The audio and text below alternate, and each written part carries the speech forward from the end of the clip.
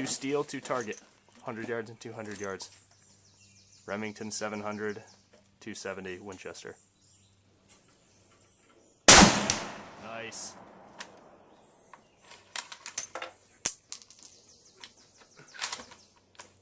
That one likes being gentle, alright? Yeah. Nice. I feel like I'm really jerking the trigger today. Alright, 200 yard target. Yep. Up.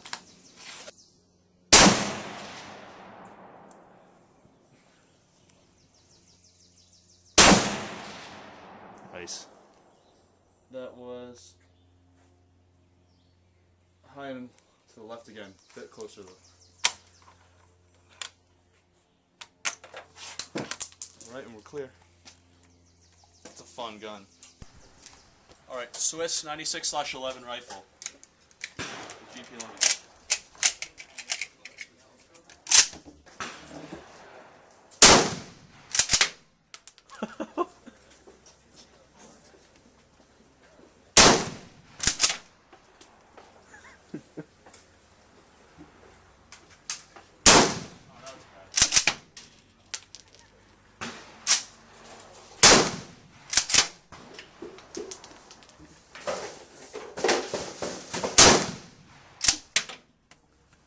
Good job. George with the 96/11 rifle. Other way. Use your right hand for that, for loading the clip.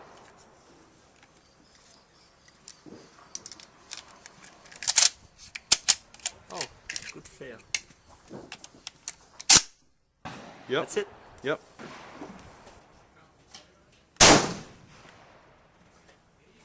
Back and forth.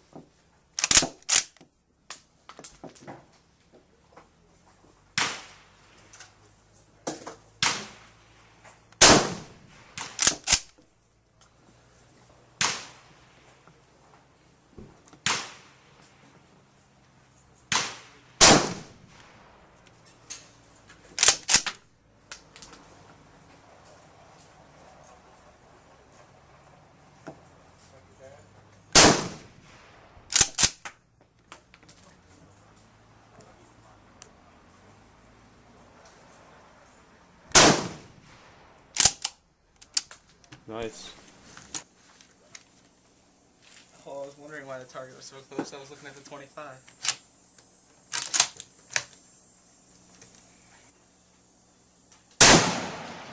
Nice shot. I think it does a good job of clearing out my nostrils, my sinuses.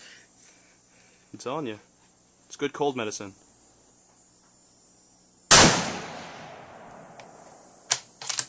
Nice. We'll wait till you do it.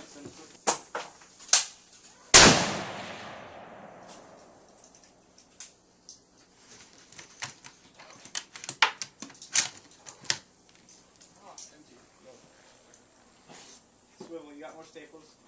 Oh, that was high and left. Alright, that's Trevor with the Henry.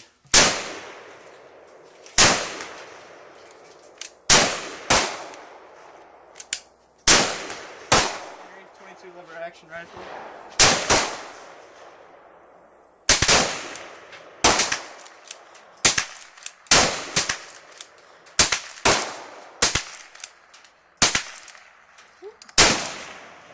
Easy there.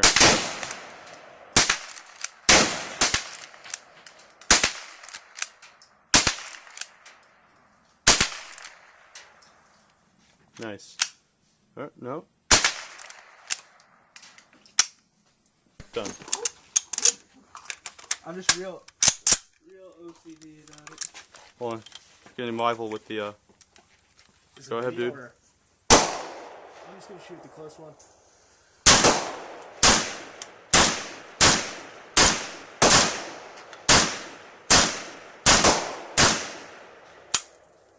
Nice.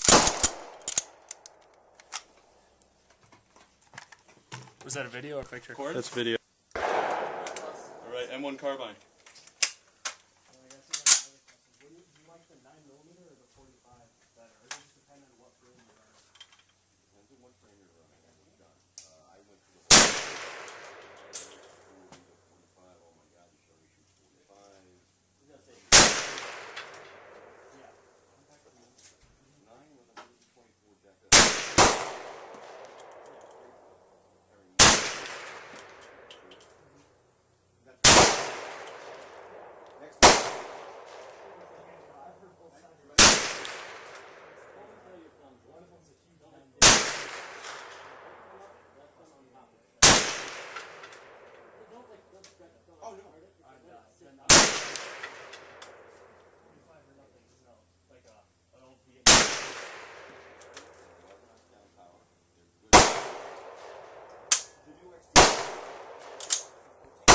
not nice.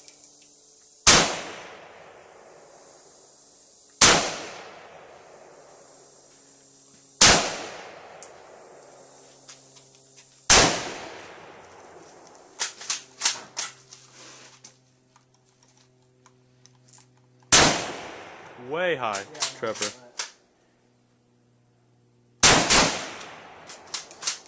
Oh, you're close. Way high again, into the right.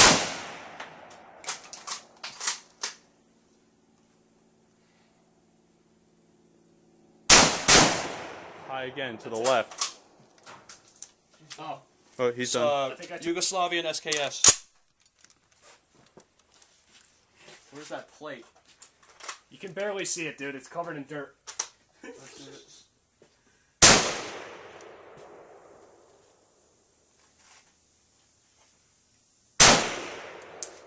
The target's wearing camouflage. Got it. I feel like I'm in the Wehrmacht. I can't see it.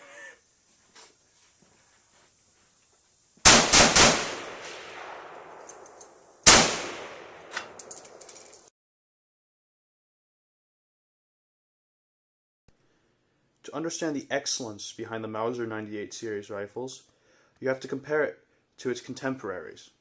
Bolt-action rifles, invented around the turn of the 20th century, plus or minus 5, 10, 12-ish years.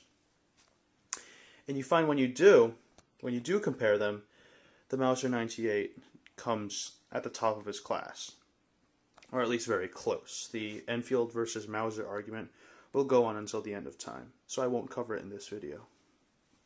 But when you do compare it to some of its contemporaries invented, just a couple years earlier, the Enfield is actually invented earlier before the Mauser, I think, such as the 1891 Mosin Nagant. This is a 9130, but it should serve for my purposes.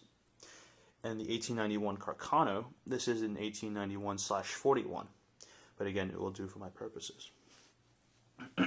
Excuse me.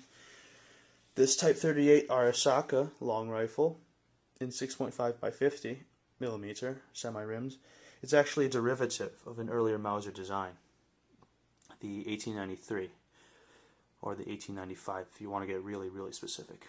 And finally, this is a Schmidt-Rubin, a Swiss Schmidt-Rubin 96/11 long rifle.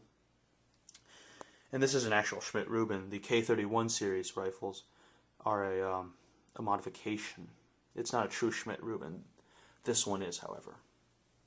And when you do compare the Mauser 98 to its contemporaries, it's just more refined, more polished, a couple extra years of R&D, basically.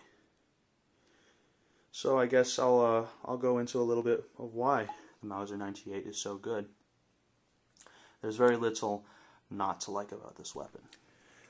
Okay, so I promised you a little history on this rifle, this specific rifle, as well as history on the Mauser 98 rifle family in general.